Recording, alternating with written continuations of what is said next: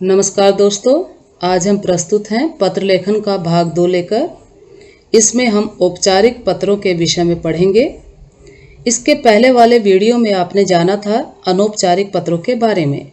तो चलिए औपचारिक पत्रों के बारे में जानकारी प्राप्त करते हैं। जब आप विद्यालय नहीं जा पाते तब छुट्टी के लिए प्रार्थना पत्र लिखना पड़ता है। सरकारी एवं निजी संस्थाओं के अधिकारियों को अपने समस्याओं से अवगत कराने के लिए, उन्हें जानकारी देने के लिए भी पत्र लिखना पड़ता है। अब हम जानते हैं औपचारिक पत्र क्या होते हैं। औपचारिक पत्र वे पत्र होते हैं जो प्राचार्य, पदाधिकारियों, व्यापारियों, पुस्तक विक्रेता, संपादक आदि को लिखे जाते हैं। इन पत्रों में खास बात का ध्यान रखना चाहिए कि अनावश्यक बातों को लिखने की अपेक्षा नपी तुली भाषा का प्रयोग किया जाना चाहिए। इन पत्रों का आरंभ और अंत बहुत ही प्रभावशाली होना चाहिए। औपचारिक पत्रों के अंतर्गत कौन कौन से पत्र आते हैं, इसके बारे में जानकारी प्राप्त करते हैं। औपचारिक पत्र के अंतर्गत आवेदन, व्यावसायिक, संपादकीय, कार्यालयीय पत्र आते हैं। चलिए एक एक करके इन सभी पत्रों के लेखन का प्रारूप समझते हैं। इन पत्रों को किस ढंग से लिखा जाना चाहिए, इनका लिखने का ढंग क्या है, इसके बारे में हम जानकारी प्राप्त करते हैं। सबसे पहले आवेदन पत्र। निवेदन या प्रार्थना करने के कारण इन्हें प्रार्थना पत्र भी कहा जाता है। अवकाश लेना हो, सुधार करवाना हो या नौकरी आदि के लिए आवेदन करना हो तो प्रार्थना पत्र या आवेदन पत्र लिखे जाते हैं। इनके लिखने का ढंग इस तरह से है। प्राचार्य को आवेदन पत्र लिखना है तो सबसे पहले आप इसमें अपना पता लिखेंगे, क्योंकि आप एक परीक्षार्थी हैं, विद्यार्थी हैं जो परीक्षा में बैठकर अपना पता परीक्षा भवन से शुरू करेंगे। सबसे पहले परीक्षा भवन, क ख ग केंद्र, दिनांक, फिर जिसको हमें लिखना है उनका पदनाम और पता लिखेंगे। इसमें हमको प्राचार्य को लिखना है तो सेवा में प्राचार्य महोदय, अब विद्यालय, क ख ग नगर, अब विषय लिखेंगे, फिर श्रीमान जी संबोधन करेंगे और उसके बाद शुरुआत करेंगे विषय वस्तु की। सविनय निवेदन यह है कि मैं आपके प्रतिष्ठित विद्यालय में कक्षा डैश में पढ़ता हूँ। अब आप जिस कक्षा के विद्यार्थी हैं आप यहाँ पर उस कक्षा को भर सकते हैं। उसके बाद पहले अनुच्छेद में आप अपनी समस्या के बारे में बताएंगे, अपनी समस्या से अवगत कराएंगे और दूसरे अनुच्छेद में आप जो है उनसे क्या अपेक्षा रखते हैं इसके बारे में लिखते हुए आप जो है उनका आभार व्यक्त करेंगे।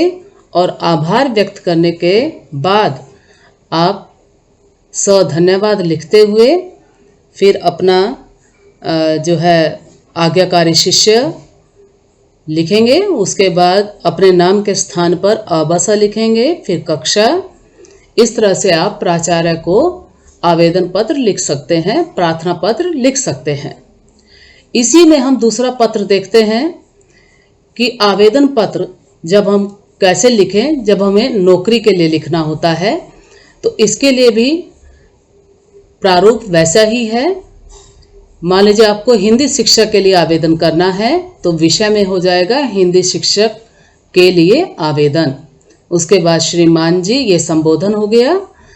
रोजगार समाचार में दिनांक 1 अप्रैल, यहाँ पर दिनांक ये काल्पनिक है, को आपकी ओर से विज्ञापित हिंदी शिक्षक के पद के लिए मैं अपनी सेवाएं अर्पित करना चाहता हूँ। और जो फीमेल है वो लिख सकते हैं चाहती हूँ। मेरी शैक्षिक योग्यताओं और शिक्षण अनुभव का संक्षिप्त विवरण इस प्रकार है। यहाँ आप अपना बायोडाटा बनाएंगे, यहाँ अपना नाम आप लिखेंगे, पिता का नाम, जन्म तिथि, वर्तमान पता, स्थायी पता, फिर उसके बाद योग्यता, अर्हताएं लिखेंगे। तो यहाँ पर आप अपने कक्षा, श्रेणी, सन, विश्वविद्यालय या बोर्ड, विषय, प्राप्तांक, इस तरह से आप सारी जानकारी देते हुए इसमें आप उसे भर देंगे, लिख देंगे।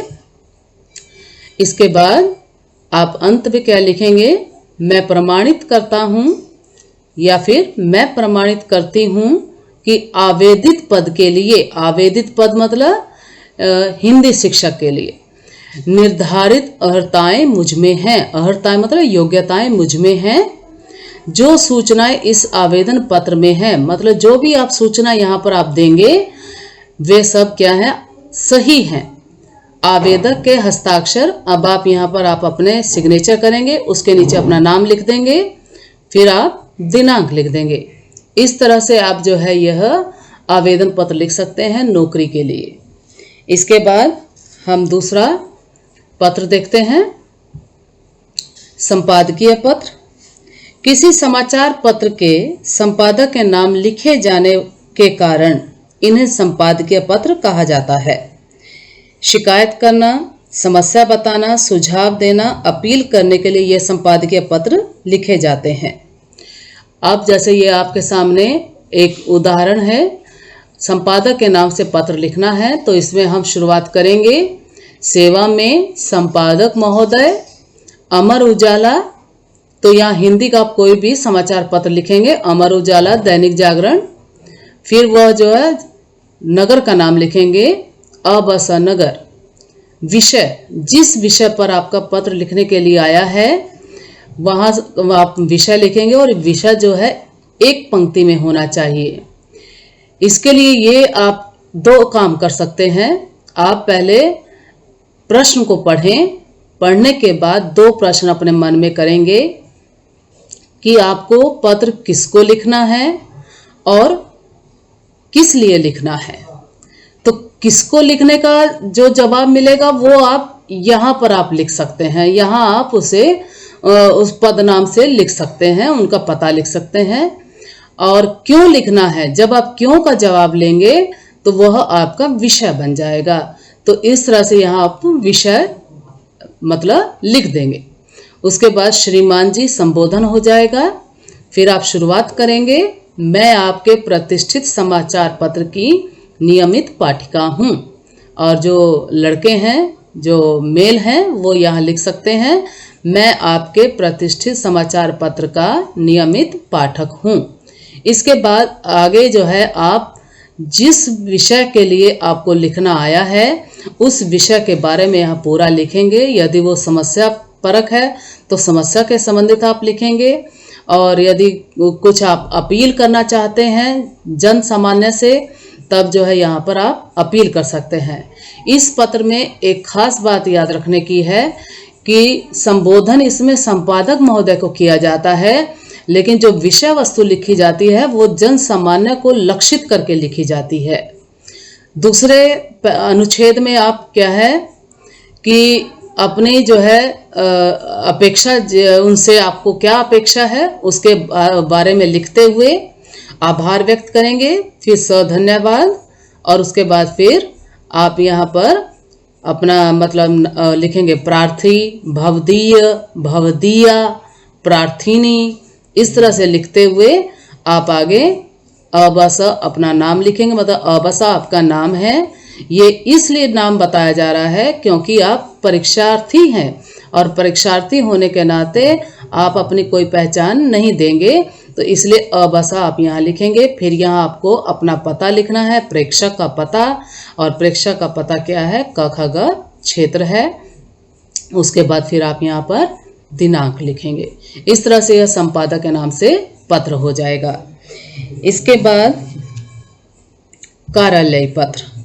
कार्यालय पत्र में कार्यालय कामकाज के लिए किसी सरकारी अधिकारी या विभाग को लिखे जाने वाले पत्र कार्यालय पत्र होते हैं। जैसे सरकारी या अर्ध सरकारी संस्था को कोई भी पत्र लिखना है तो यहाँ पर आप अपना पहले पता लिखेंगे, परीक्षा भवन, क ख ग केंद्र, दिनांक, फिर उसके बाद जो है जिसे पत्र लिखना है उसका पदनाम लिखेंगे। जैसे यहाँ पर डाकपाल महोदय को लिखना है तो सेवा में डाकपाल महोदय, अबस डाकखाना और क ख ग नगर। कोई भी देखे यहाँ पहचान नहीं है। उसके बाद यदि आप पर्सनली इसे व्यक्तिगत रूप से अपने घर से आपको यदि लिखना है तब आप यहाँ बाकायदा अपने घर का पता देंगे। उसके बाद यहाँ पर जहाँ का डाकखाना होगा, जिस भी डाकपाल महोदय को आपको लिखना होगा वहाँ का यहाँ पर सब पता लिख दिया जाएगा। लेकिन जब आप परीक्षार्थी हैं, परीक्षा में बैठकर आपको लिखना है, तब आपको पता यही होना है। इसके बाद विषय, किस विषय पर आपको लिखना है ये आपको प्रश्न पढ़ने के बाद पता चलेगा। उसके बाद श्रीमान जी, मैं आपका ध्यान, अब यहाँ पर जो भी आपको विषय वस्तु दी गई है उसके लिए उसके विषय पर आपको लिखना है। उसके बाद जो है अंत करते हुए इसके लिए मैं आपका सदा आभारी रहूँगा। धन्यवाद। प्रार्थी क ख ग। अब यहाँ पर हमने पता नहीं लिखा क्योंकि पता हमने ऊपर लिखा है, इसलिए दो दो बार नहीं लिखना। अगर एक बार हमने ऊपर लिखा है तो नीचे हम नहीं लिखेंगे।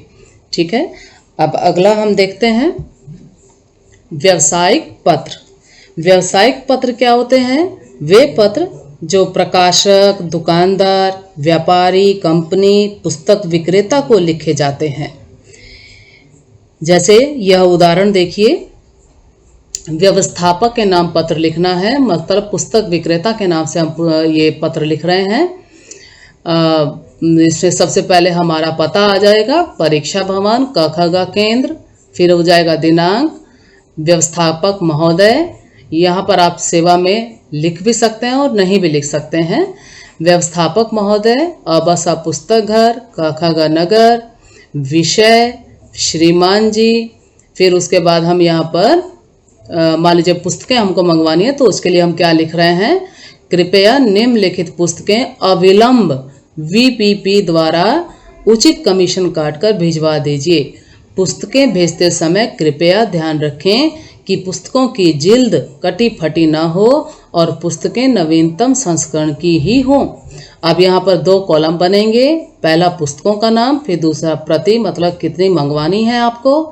पहला है जैसे सरस्वती मानक हिंदी व्याकरण तथा रचना, ये हमको 4 पुस्तकें चाहिए तो हमने 4 प्रति लिख दिया। फिर दूसरा हम मंगवा रहे हैं सरस्वती संस्कृत व्याकरण, इसकी हमको 2 प्रतियां चाहिए, 2 पुस्तक चाहिए तो 2 हमने यहाँ लिख दिया। इसके बाद हम फिर धन्यवाद लिखेंगे, प्रार्थी, और अपना नाम की जगह पर हम लिखेंगे क ख ग। तो इस तरह आपने इस वीडियो में औपचारिक पत्रों के बारे में विस्तार से जानकारी हासिल की। आप इस वीडियो को लाइक करें, सब्सक्राइब करें, शेयर अवश्य करें। धन्यवाद।